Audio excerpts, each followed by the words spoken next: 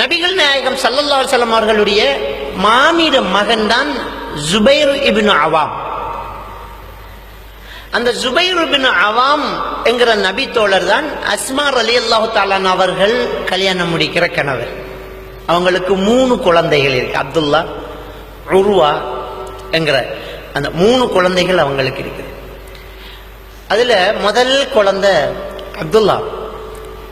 அது எப்ப நடக்குது, அந்த குழந்தை எப்ப பிறக்குதுன்னு சொன்னால், கிட்டத்தட்ட 3 வருஷம் நபிகள் நாயகம் ஸல்லல்லாஹு அலைஹி வஸல்லம் அவர்களையும் சஹாபாக்களையும் சமூக பகிஷ்கரிப்பு செஞ்சிட்டாங்க. யாரும் அவங்களுக்கு ஒன்றும் இங்கிருந்து கொடுக்க கூடாது, அங்கிருந்து எதுவும் இங்க வரக்கூடாது என்று. உணவுகள் இல்லாம ரொம்ப கஷ்டப்பட்டு அவங்க வளர்றாங்க. ஆடுகள் சாப்பிடக்கூடிய தலைகளை நோண்டி அவிச்சு தண்ணி குடிச்சாங்க. ஹப்பாப் இப்னு அரத் ரலியல்லாஹு தஆலா அவங்க சொல்றாங்க, மனித மலத்துக்கும் ஆடுகளின் விட்டைக்கும் வித்தியாசம் தெரியாத காலம் அந்த காலம் அப்படிங்கிறாங்க. அந்த அளவுக்கு அவர்களுடைய உணவுகள் வித்தியாசம் இல்லாம இருந்துச்சு.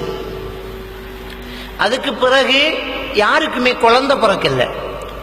பெண்கள் எல்லாம் நலிந்து மெலிந்து நோய்வாய்ப்பட்டு உணவில்லாம கஷ்டப்பட்டாங்க. அதனால குழந்தை பாக்கியம் இல்லாம இருந்துச்சு. குறைஷியர்கள் எல்லாம் முஸ்லிம்களுக்கு சூனியம் செய்யப்பட்டாச்சு, இவர்களுக்கு இனி குழந்தை வாரிசு இல்லை அப்படி என்று கதை அளந்து விட்டாங்க. அந்த தருணத்தில் தான் அஸ்மா ரலியல்லாஹு தஆலா அவர்கள் கர்ப்பிணியாகி அப்துல்லா இப்னு ஜுபைர் என்கிற அந்த குழந்தையை பெற்றெடுக்கிறாங்க. அப்துல்லா ரலியல்லாஹு தஆலா அவர்கள் பிறந்தது மதீனா நகரத்தில் பெரிய ஒரு கொண்டாட்டமாக இருந்தது. ஆரவாரப்பட்டு மக்கள் எல்லாம் அல்லாஹு அக்பர் என்று சொல்ற அளவுக்கு முதல்ல முஸ்லிம்களில் ஒரு பெண் தாயான ஒரு சந்தர்ப்பமாகவே அஸ்மா ரலியல்லாஹு தஆலா அவர்களுடைய பிரசவ நேரம் கொண்டாடப்பட்டது. அவங்க கணவனை இழந்து ஜுபைர் ரலியல்லாஹு தஆலா அவர்கள் மரணித்ததுக்கு பின்னால இந்த குழந்தைகளை மார்க்கப்பற்றுள்ளவர்களாக, மார்க்கத்தின் தலைவர்களாக, தியாகிகளாக வளர்க்க வேண்டும் என்று அஸ்மா ரலியல்லாஹு தஆலா அவர்கள் அந்த பிள்ளைகளை கண்காணித்து வளர்க்கிறாங்க. அதான் ஒரு இஸ்லாமிய ஒரு தாய் பிள்ளைகளுக்கு எப்படி பயிற்றுவிப்பு கொடுப்பா, தாய்கிட்ட எப்படி நடக்கணும், மார்க்க விஷயத்தில் என்ன முடிவெடுக்கணும், எப்படி எல்லாம் நடந்து கொள்ளணும், எவ்வளவு வீரம் வேண்டும் என்ற பயிற்சிகளை அஸ்மா ரலியல்லாஹு தஆலா அவர்கள் கொடுக்கிறாங்க. என் பிள்ளை ஒரு கோழையாக இருக்கக்கூடாது என்பதற்காக தட்டந்தனிய இருட்டில் நடக்க வைப்பாங்க என்று வரலாற்று ஆசிரியர்கள் சொல்றாங்க. அதே மாதிரியாக இந்த அப்துல்லா இப்னு ஜுபைர் ரலியல்லாஹு தஆலா அவர்கள் வளர்ந்து பெரியவராகி ஆட்சியாளராக இருக்கிற நேரம்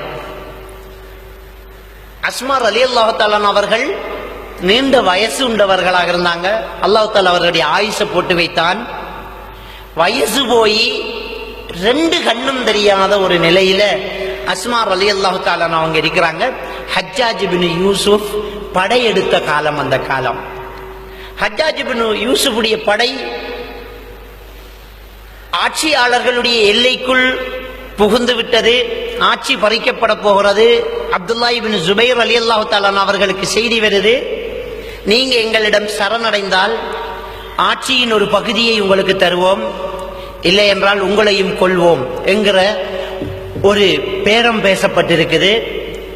இந்த சந்தர்ப்பத்தில் தன்னுடைய முடிவுகளை சரிபார்த்து தன் தாயினுடைய மனநிலையை தெரிந்து கொள்ள வேண்டும் என்பதற்காக போர் தளபதியாக இருந்த அப்துல்லா இப்னு ஜுபைர் ரலியல்லாஹு தஆலா அவர்கள் தன் தாயை, கண்ணு தெரியாத அந்த தாயை அஸ்மா ரலியல்லாஹு தஆலா அவர்களை பார்க்கறதுக்கு வராங்க.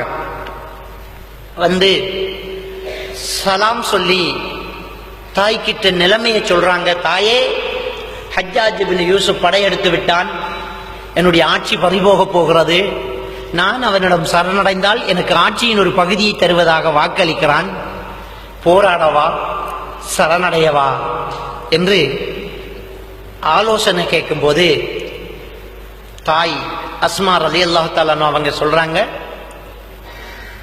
மகனே, அல்லாஹுவை பயந்து கொள், எதிரியினிடம் சரணடைந்து மரணிப்பதை விட அல்லாஹ்வுக்காக போராடி உயிர் கொடுப்பது ஷஹீதுடைய அந்தஸ்தை அடைவது உனக்கு சிறந்தது மகனே. கடைசி வரை உன்னுடைய இறுதி மூச்சு இருக்கும் வரை அல்லாஹ்வுக்காக போராடிக்கொண்டே இரு. இதுதான் ஒரு இஸ்லாமியனுடைய பண்பு என்று சொல்லி தன்னுடைய மகனுக்கு வீரத்தை, பலகீனமான கண்ணு தெரியாத வயசு போன தருணத்தில் கூட அந்த மகனுக்கு சொல்லிக் கொடுத்து கொண்டே அஸ்மா ரலியல்லாஹு தஆலா அவர்கள் இருக்க, ஆகட்டும் தாயே,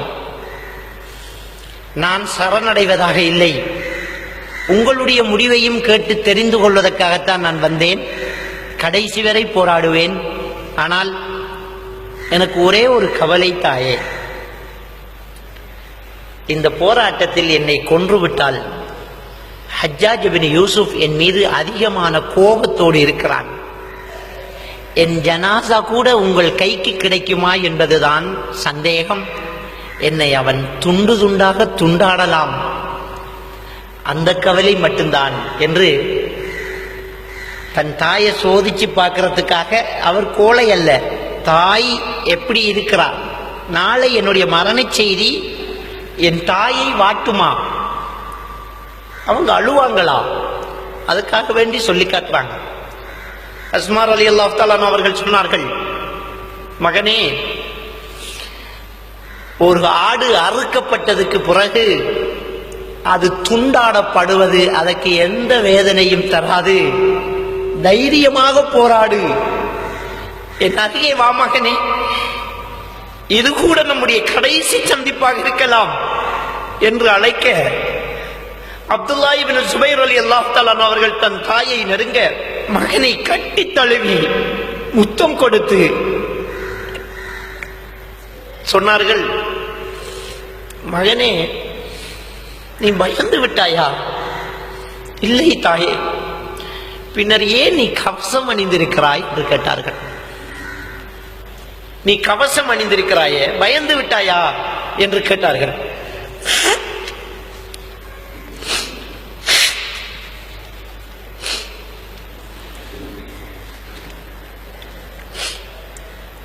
அப்போதுதான் அப்துல்லா இப்னு சுபைர் ரலியல்லாஹு தஆலா அவர்கள் கவசத்தை கழட்டி போட்டுவிட்டு சொன்னார்கள், தாயே, மகன் பாதுகாப்போடு தான் போர்க்களம் போகிறான் என்று உங்களுக்கு உணர்த்துவதற்காக வேண்டித்தான் கவசம் அணிந்தேன், நான் பயப்படவில்லை என்று சொல்லிவிட்டு அந்த இடத்தை விட்டு நீங்குகிறார்கள்.